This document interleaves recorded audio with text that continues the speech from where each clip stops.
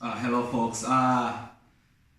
Thank you so much for joining us today. So this is the first time that I'm back on the continent, really, since Pashena came out, and this is the first time that I'm getting to spend time with the family and some of the friends who have been featured, who I spoke about in the book Pashena. So I've decided to just take this time to read passages that may be based on them, and just sort of have a little bit of banter and reaction from them. And like I've said before about Pashena being what we call a mythography, if you will, where it's 95% fact, as far as I remember it. Then there's 5% that is sort of manufactured for storytelling's sake. So just to see if how they remember the stories themselves, and how if they can pick out fact from fiction. So in this scene, I'm here with my cousin Tafadzwa, who's my big brother. And in this scene, we were in Mutare for Christmas. So as you know, if you've read the book, that I lived there, but my cousins would come from Harare and other places, and Gogo would go all out and make sure that Christmas was incredible for us in more ways than one, right, with the food and everything. But one of the sources of conflict that we always had was me being a local kid in Mutare. I'd be eager to go out and play with my friends because I'm home, whereas the expectation was to stick around the house and be with everybody. So this is sort of the setup for this passage I'm about to read, and my friends have called me over to play with them while the rest of the family is inside, right? So I step out. I joined them, my friends, for a light-hearted session of pass and run. A few minutes later, Nigel joined us. When everyone else at the house finally woke up, Gogo sent my two oldest cousins to find us. As soon as I saw them coming down the street, my heart sank. They had either come to call us home or, even worse, asked to play. It was both. The problem is, they were both terrible at soccer and could not be bothered to try.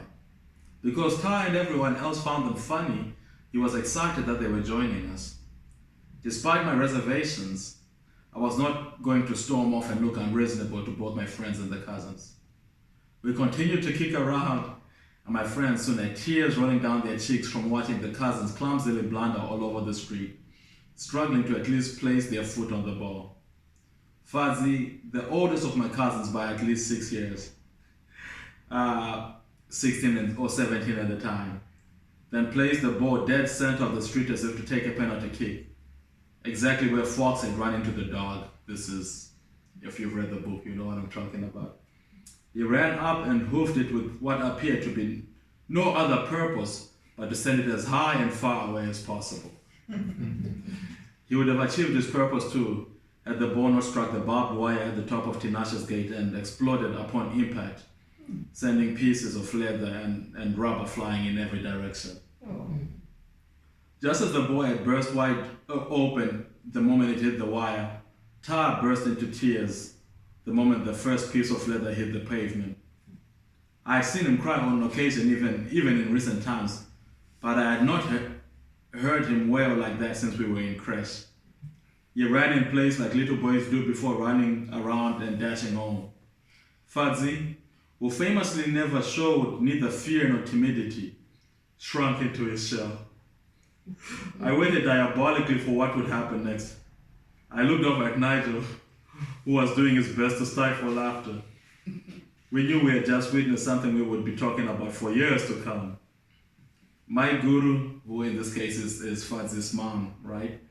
The best baker in all the land, and Fudzy's mother, made a cake that evening and sent a humbled and apologetic Fudzy to deliver the cake to Tar's house the next morning.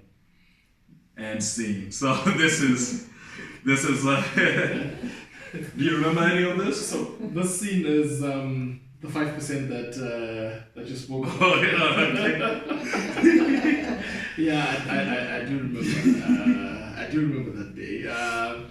The ball was one of those plastic. It was a plastic ball. Yeah, it was a plastic ball. Inflatable. Yeah. But I don't think it was as terrible as you think, because being your big brother. Indeed. I can't exactly come to your hood and steal your shine. So I think, being the responsible brother that I am, I took it upon myself, to make it seem like, I'm terrible at this, and you are still the legend. I can't come and unseat you from, Yeah. So I think that sort of fixes that 5%.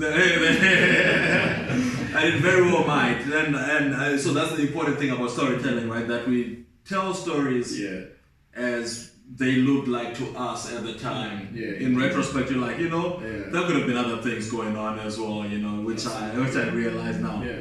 But do you remember? Now this part, I believe, is certainly part of the 5%. The cake. The cake would not have happened, but I do remember you going over there with something or addressing it in some way with Ta's mom or something. Yeah. It wasn't with cake, but I do remember going there. How old was I then? But I know I felt really, really bad because this was Christmas Eve. Yeah. This had been part of his Christmas gifts. Yeah, exactly. Gifts, and I felt terrible about the incident, and Takura's mom, she was practically like family. There was that sort of interaction. Yeah. So I felt compelled to go and apologize and hopefully save myself from some thorough scolding from Gogo, I think. But I did feel really, really terrible about what had happened, and I had to go and set things right. Indeed. And I don't think my guru would have baked a cake, as an appeasement, token. right. There's no way she could have baked a cake for those purposes. It was Christmas Eve. She would rather bake cake for Christmas rather than please the little boy next door. Well, So it would have been purely coincidental, perhaps. If I hadn't seen it with the cake. So that's yeah. Well, yeah. So and also the big thing too in this case is for storytelling's sake, and I'll tell you why that my guru baking a cake is added to the story.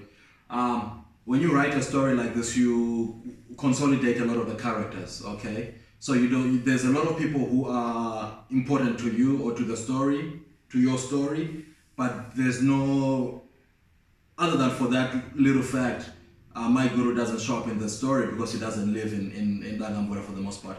But it's almost a subtle nod to a part of my childhood, which is my guru baking cakes sometimes when I would be in Harare. So it's almost just for that reason to say, like, you know what? I'm gonna mention her and put her in this situation just to say. The part about her being the best baker, Right. That's part of the 95%. Right. That is factual. So it's a sort of like a wink, you made it into the story in that way. So indeed. So thank you guys for joining us today. I hope that provided a little bit of context. The folks we are talking about are real. The love is real. Was real then as it is now. Thank you so much for joining me, brother. Yep, indeed, It's been great. Yeah. Cool. Thank you. Lovely.